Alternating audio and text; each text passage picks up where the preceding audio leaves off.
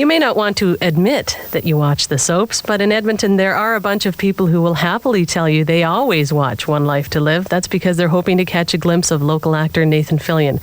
I suppose it's not just your family and friends, Nathan. Let's hope. Nathan's been living in New York for the better part of a year and playing the role of Joey Buchanan on One Life to Live, and he's with me in studio this morning. Hi. How you doing? I'm well, thank you. So when we first talked, before you left for New York, you didn't really know what to expect. So have there been any surprises? Oh, lots of surprises. I mean, I've said a number of times to people who have come on the show since I've been on the show that there ought to be a little book as to what to expect. And I mean, they all talk in code when you're on the job. They have all these secret words that you got to kind of figure out what they mean. Lots of lights and lots of bangs and clicks and noises. You got to figure out what everything is. And what's a secret word? Give me one of them. Oh, stet. This line is stet. What's that mean? It means a line that has been cut previously is now back in because the show is running short on time. Okay. Someone comes up to you and says, this line is stet. You say, that's great. And this means... Okay. So tell me how this works. Is this sort of a 9 to 5, Monday to Friday gig, or what? It is almost a 9 to 5 job. It's almost like a regular job. You can start from anywhere from 7:45, 7:30 in the morning to 9:30 in the morning. And you can go from anywhere to 2 o'clock in the afternoon to 11 o'clock at night. It can run long, long hours. So how do you manage a break like this? I mean, that's the thing about soaps. The stories continue. You don't get reruns. Right. What I did is I requested a vacation. I come home twice a year, once around Christmas and once in the summer. And I requested a vacation a number of months ago, and they arranged to have my character occupied at the time. And they also had, what they do is they call it six-packing, is they'll tape a regular show during a day, and then they'll clump a couple of scenes from another show for another time at the end of the day. And they'll do that a number of times and take those scenes from the end of each show and put them into another show. Is this like being live? Because you don't get much opportunity to flub your lines, do you? They don't do a lot of retakes, I understand. It's unfortunate that the medium itself is production-oriented. So if you flub a line but it's good enough, sometimes they'll just take it and say, that's good enough, that's how it's going to be, and it's going to be on the air. And in that way, it's almost good because you want to do a really good job and you study hard and you want to do as best a job you can, because sometimes they'll put, something on the air and it's not your best work. And what do you actually think of your character, Joey Buchanan? What do I think of my character? I'm really starting to have a real vested interest in my character because I've played for so long now, a year and a half. It's longer than I've ever played any character in my life. So you start to get a real interest in, you take a look at the script and you go, oh my God, Joey would never say this. He'd never do this. But whatever. I mean, you have a real vested interest in your character. So how much control do you have over that? Not a heck of a lot. I mean, there's people who are paid to write the show, and that's what they do, and it's what they do best, and you're paid to portray a character. You're not paid to write the show. But they do allow you a little bit of creative control in, how things would be done and, making certain choices. And everybody wants to make the best show possible. So people are open to a lot of suggestions and a lot of feedback. It's great. So I said in the introduction that your family and friends are now avid fans of One Life to Live. The storyline had you involved in an affair with an older woman. How did that go over? With my family, do you mean? Well, just over with, what was the feedback you got from the folks back home? Oh, I got teased a lot at the very beginning. My friends and family would tease me. My mom would stress out about it a little bit. Well, she was older than your mother. Yeah, she was.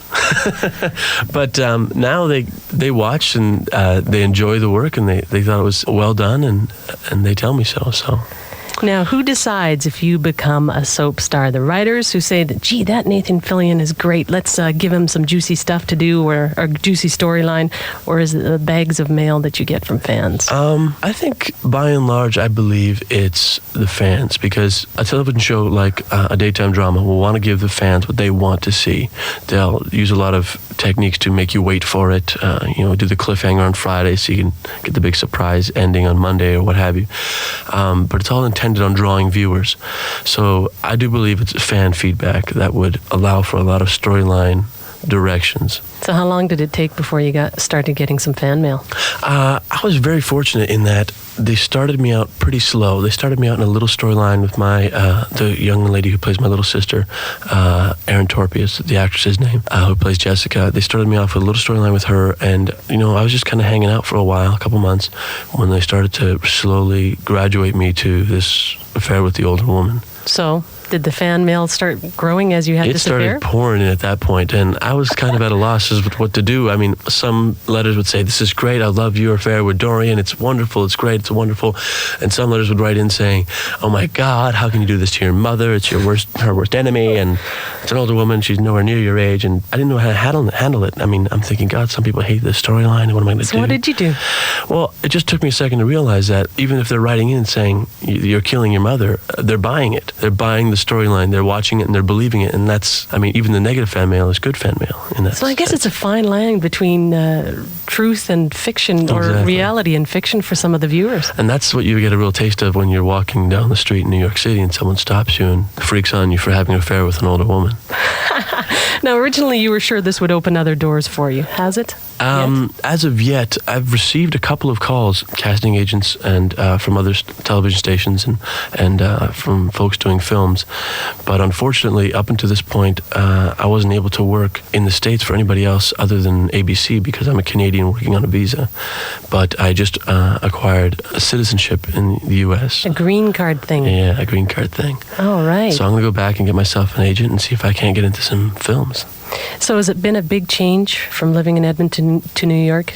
The only thing that's really changed is where I live and what I'm doing. Other than that, I still do the same things for fun.